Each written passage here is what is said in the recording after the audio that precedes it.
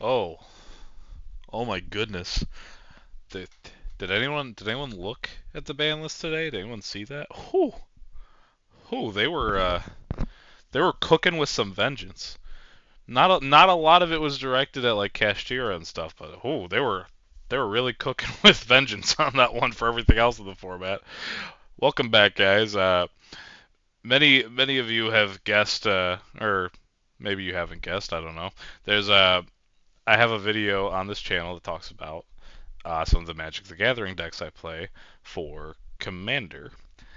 And I've had some people before ask me if there are any other card games besides Vanguard I play, because it looks like I mostly just play Vanguard.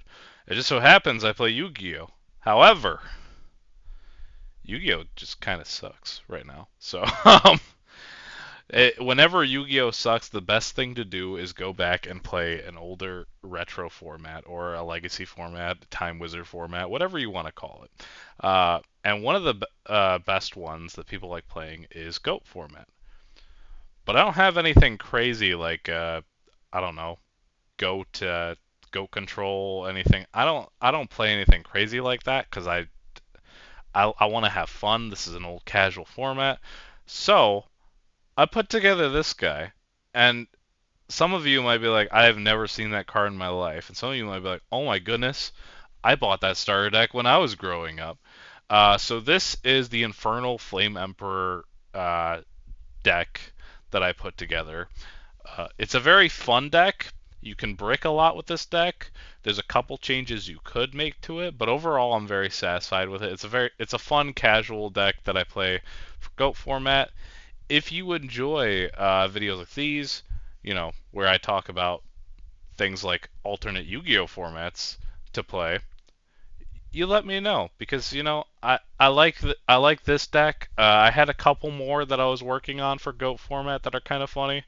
Edison format, I enjoy some old-fashioned Yu-Gi-Oh. I just don't enjoy modern day Yu-Gi-Oh because Kashtira kind of ruined it. So this is I'll do a quick profile of this. This is if you have, I don't know, like $3 or whatever it is to pick up these cards, because all these cards are kind of super cheap because it's GOAT format. I would say give this a go. Maybe it's a fun deck. It really is, and it gets around. It gets around pretty well.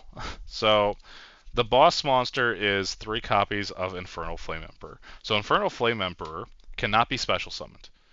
On summon, though, you can banish up to 5 fire monsters from your graveyard, and you can pop that many spell or traps on the field. He's also a 2700 beater, which is very nice, right?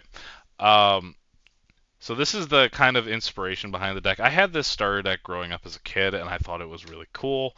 This guy was, but obviously, when you only had one, you never saw him, and when you're a kid, you don't understand like, oh, this has some cool things that it can do, because you're just like, oh, I picked up cards. But now that I'm older, I've worked on him. I've been in the kitchen. I've been cooking. All right. So I made him the boss monster of this deck. So he has an ability to banish fire monsters from your graveyard, which will lead to a card. I'll show you. I'll show you now. Return for the different dimension, which will bring them all back, and you're basically going to reflood the board again, which is the whole concept of the deck. It's a brick, but it's really fun. So that is the boss monster. As for other cards that can remove stuff from the game, there's Spirit of the Flames, who is the only way you can summon him is by banishing a fire monster from your graveyard. And when he attacks, he gets 300 extra attack. So he's a 2000 attacker. Very nice in GOAT format. It gets over some of the bigger things. And it also banishes some fire monsters from your graveyard, which sometimes in this deck you have to return from the different dimension in order to get in to this guy. So having these banish some of your guys is always really good. And yeah, again, it's just to speed up the process of what you're going to be bringing back. So how are we filling up our grave, right? So we have 6 cards that'll actually fill up our grave very nicely. it is going to be 3 copies of UFO Turtle and 3 copies of Mass Dragon. That's right. So when either of these are destroyed by battle, this one gets you a fire monster with 1500 or less attack, and in attack position, Mass Dragon just gets you a dragon. You can put it in defense, you can put it in whatever. So you can always do something like set a Mass Dragon. Your opponent hits into it, you bring out another Mass Dragon from your deck. Same thing with the turtle. Very good cards, and I have a couple targets for them. UFO Turtle can grab Mass Dragon, but Mass Dragon can't grab UFO Turtle.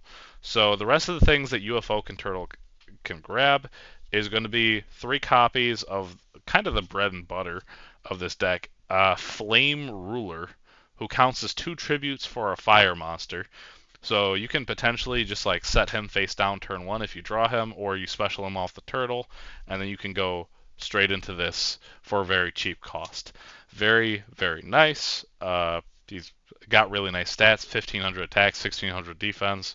We like to see those numbers. And the only target besides Mass Dragon that I have for Mass Dragon is 1 copy of Twin-Headed Behemoth. Twin-Headed Behemoth, if he's destroyed by battle during the end phase, you bring him back, he's in 1,000. Basically, he helps you just stall for a little longer and can eventually be tribute fodder. It doesn't really matter that he is a wind, it doesn't come off too often. And then on to some of the random generic good stuff in the deck.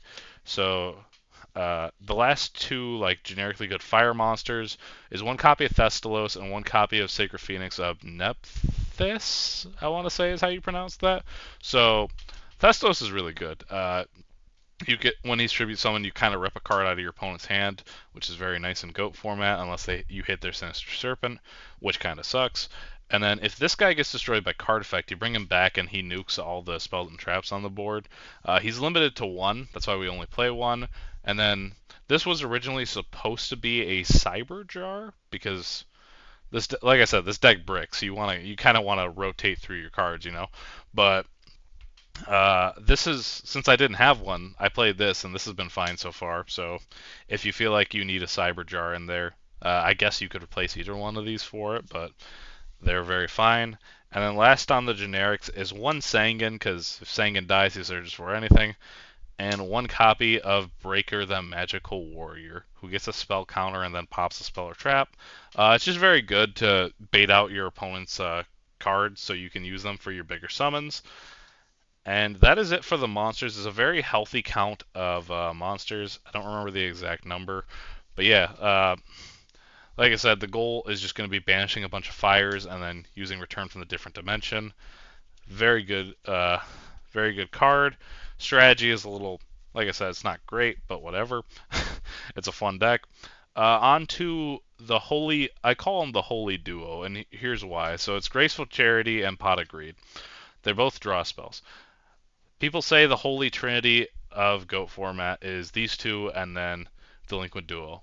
There's 2 reasons I don't like Delinquent Duo. 1, it costs a lot of money, and that's just not worth it. And 2, realistically, if you do not get it in your opening hand, it is just kind of whatever, right?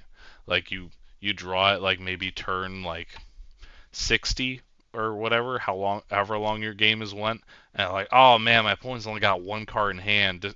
Delinquent Duo just doesn't feel good paying 1,000 for. So when I was putting together this deck, the idea was I want cards that in pretty much any situation, if I draw it, I won't feel as horrible getting it. And also, you got to remember, this deck's already a brick as is. I don't need to add another brick to it, right? So even if it can potentially blow out and win me the game, it's just not worth it. I'd rather just play a little bit better than, get myself more bricked in bad situations. We have a little bit more spell trap removal, Heavy Storm, and Mystic Space Typhoon. You don't need to play Giant Trunade in this deck. There are some cards that would be nice to loop, but it really doesn't matter if you get to loop them or not. So as long as you can make sure that you're good to go for the big heavy push, with your guys, it's totally fine to have a little bit less removal. And also, he pops cards on summon. Like, it's pretty good. And then on to 1 Premature Burial. Bringing cards back from the grave is good. You can bring back a Flame Ruler and then tribute summon your Infernal Flame Emperor. Very nice. Uh, and then this is the kind of, I call this the steal portion of the deck. So one Snatch Steal, I don't think you can play Goat without Snatch Steal. This card is insane. 2 copies of Brain Control, and 2 copies of Creature Swap. So the important thing to know for Creature Swap, if I give you my UFO Turtle, I give you my Mass Dragon, I kill it by battle, I get to special summon the guy. You don't get to special summon anything. That's why Creature Swap is really good and why it's at 2. Brain Control, you don't really need to play more copies than 2. I like it because sometimes, like I said, my biggest beater, or most of my beaters are below 1500 attack, so it's like, I kind of, sometimes I need to take your monster to do the extra damage. It's a little cheeky, but like sometimes that's how you gotta play, right? So I think this is a very good part of the deck. And then lastly, 2 Noblemen of Crossout.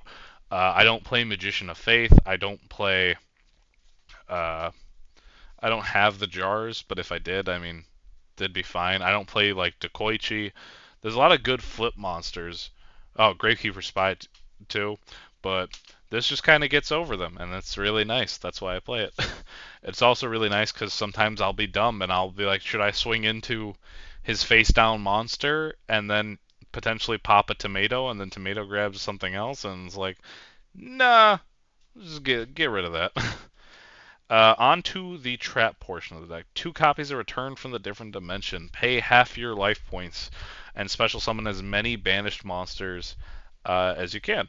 So, very good card. I believe it is at only at 2 in GOAT format. If it's not, I still wouldn't play more than 2. Two is like just the perfect number. I know it's not at 1. Edison, it's at 1.